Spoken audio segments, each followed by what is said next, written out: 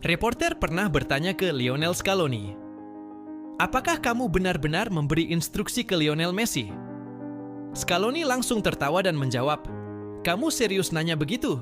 Apa yang harus saya ajarkan ke dia?" Lalu reporter mencoba lagi.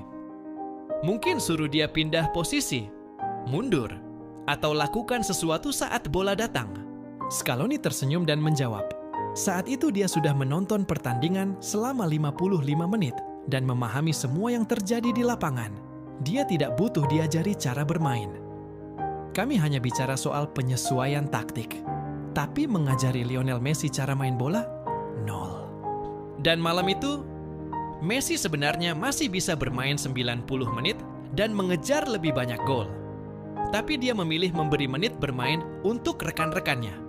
Karena bahkan setelah memenangkan segalanya, Messi masih memilih tim di atas dirinya sendiri.